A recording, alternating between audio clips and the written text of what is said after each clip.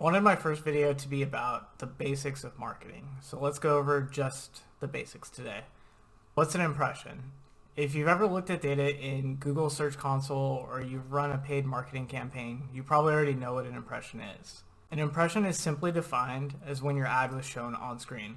There's a big distinction here. Ad networks aren't able to determine if a user actually saw your ad, but they are able to tell you how many times your ad was shown on screen on their ad network.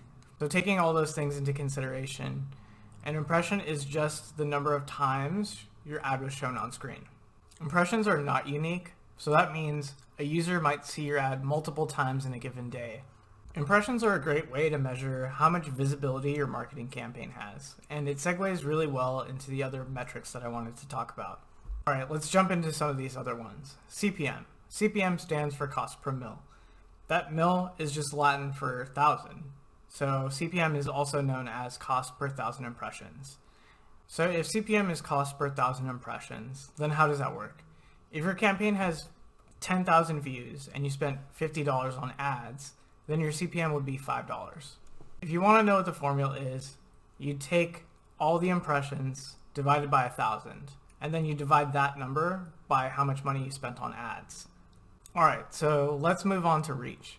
Reach is the number of people that were exposed to or saw your ad. This number is just an estimate, and it's really hard to know true reach because of things like ad blockers or people on multiple devices. Facebook and Google are a little bit secretive about how they actually calculate reach, other than mentioning that they used sample data or statistical modeling to do these calculations. Out of all the advertising networks out there, Google and Facebook are probably in the best position to calculate reach with statistical modeling. If you think about it, they have a really wide user base, and when you're logged into your Gmail account, they track you across Google Search, YouTube, etc. And Facebook also tracks you on your phone. If you saw an ad on Instagram, you're logged into your account. So that's kind of how that works. All right, let's talk about frequency now. Frequency is just the average number of times a user saw your ad. If you're looking at frequency metrics, you should know that this is just impressions divided by reach.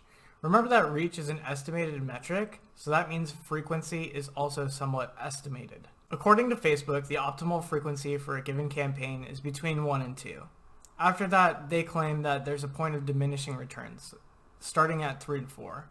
I've seen campaigns drive effective results at higher frequencies than that threshold, but it is good to be mindful of that 3 to 4 number and start pulling back or changing up your targeting if you've hit that 3 to 4 range.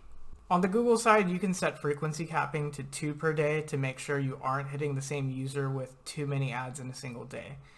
This is good for your campaigns, and this is good so that you're not driving people crazy with your ads. You can also use frequency capping in remarketing campaigns if you aren't confident in your look-back windows, but it's always best to keep your remarketing campaigns restricted in one way or another. Well, that's it.